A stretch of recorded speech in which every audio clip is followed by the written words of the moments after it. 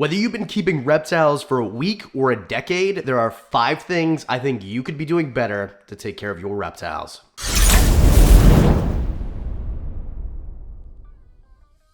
Obviously, everybody is different, and just because you've been keeping reptiles for 10 years doesn't make you better at taking care of those reptiles than someone who's been doing it for 6 months, right? It matters how much you pay attention and what you're doing, and these are 5 things that I just see a lot of mistakes in the community. No big deal, not coming down on anybody. I just want to share with you, and in the comment section below, I want you to share with me what you think I or anyone in the comments could be doing better too. Number 5, hydration. Now, this seems really obvious, and if you're thinking to yourself, oh, well, I stick a water bowl in there, that's good, right? Well, maybe, but for some animals, it's not. If you have a Dumeril's boa, for example, this is a great species that doesn't take a lot of care. You can throw in a water bowl, change the water every day, every other day, every third day, whatever. Make sure that it's always fresh, and then that's basically enough to hydrate that animal. However, if we're talking about a dart frog, which, by the way, I know frogs are amphibians. I see your comments.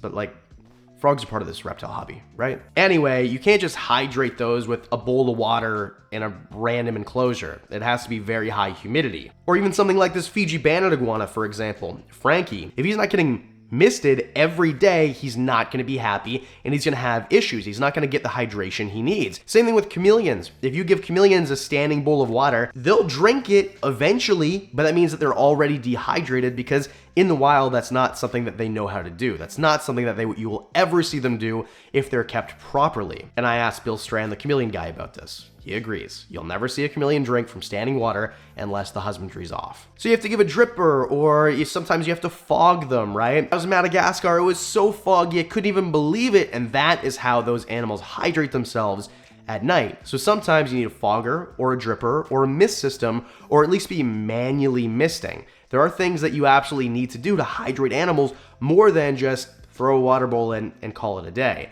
In fact, there are animals that I have, like dart frogs, where most of them I don't even give standing water to at all because I know that that animal doesn't get water that way. It's not hydrated by drinking standing water. And if you're doing this, no big deal. This is intuitive. As a human who takes care of a dog and a cat, if that's your experience, then that's all you know. You wouldn't know, intuitively that some animals need hydration another way. And sometimes animals, well, for the most part, will show you. For example, Frankie's a great example. It's why I used him, because he was in shed, so I cranked up the misting system a bit, which is on an automated mister. It's a mist king system. When I topped up the water reservoir, I kinked the hose by accident, so he didn't get sprayed for 3 days while he was in shed. And I came down here every day and I'm looking and I'm like, what the heck? Why is he looking like this? He looks not great. Like, he shouldn't have these issues shedding. And then when I went to go run the system manually, I noticed, hey, no water is coming out of it. Now, obviously, this is on me, the keeper. This is my fault. I should have checked earlier. Anyway, the point is hydration. It seems obvious. Sometimes it's not. Number 4, enclosure size.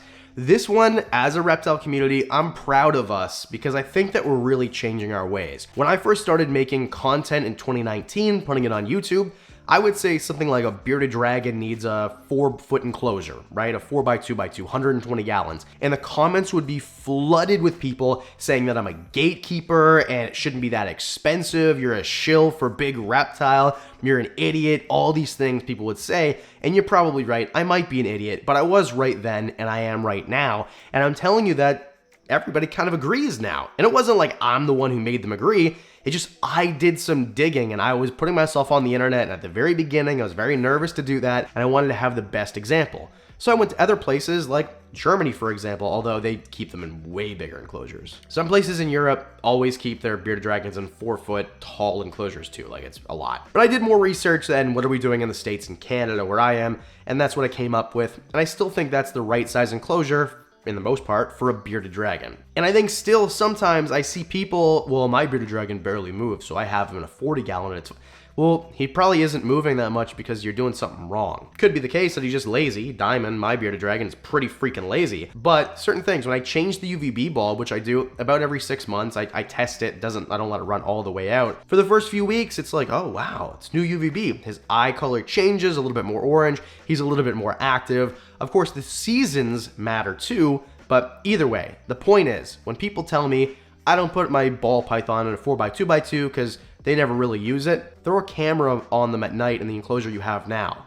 Do it for a week. I bet you that animal is going to move a lot more than you think. And those are the comments I get about ball pythons, for example, crested geckos. Well, they never move. Well, they're nocturnal. You're probably not seeing them when they're moving. They will move, I promise you. And there's nothing wrong if, I'm not condemning people who don't all keep things the same way. But I think as a community, as a whole, we could probably give bigger enclosures. I've experimented with this. I do find sometimes the enclosures don't go super used all the time.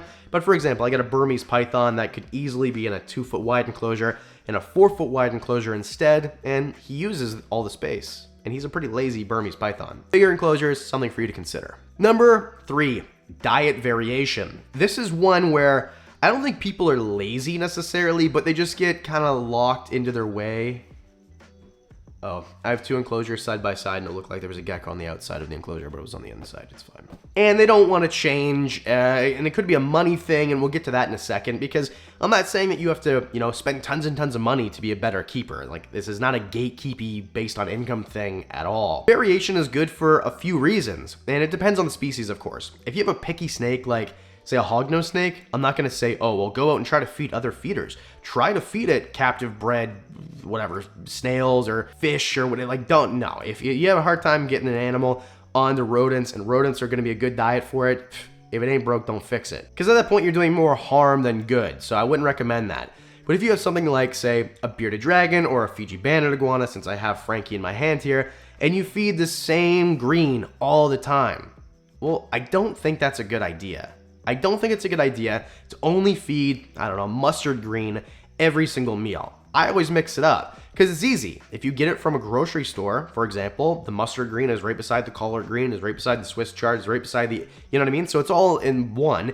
And if you grow it in your garden, seeds aren't free, but they're pretty freaking close. I mean, we're talking about pennies for each seed. Or for a plant, $4 a plant, and it lasts all summer long, or if you live in a longer growing season, it just makes more sense to me to always mix it up because there's deficiencies in certain items. Same thing with bugs. If you're gonna feed only crickets or only mealworms to some of your animals, you could be okay. I don't think that you're a bad person if you do, but I think that your animal is going to, in some parts, depending of course on the species, not a blanket statement, but for the most part, leopard geckos, crested geckos, whatever, I feel like it's a good idea to mix it up. Obviously don't replace, give a hornworm, which is basically all water. There's very little protein content in it and fat content too. I know this because I went to a bug farm and talked to entomologists about it, guys who went to school to learn about bugs. And that was their recommendation. Mix things up, but of course know what you're feeding. Dubias you can switch out for crickets, but don't switch out dubias or crickets for something that's basically just white. Anyway, you get the point. Mix things up. Also, in my experience, your animal will eat better. Sometimes they just get bored of one item and that's why they stop eating.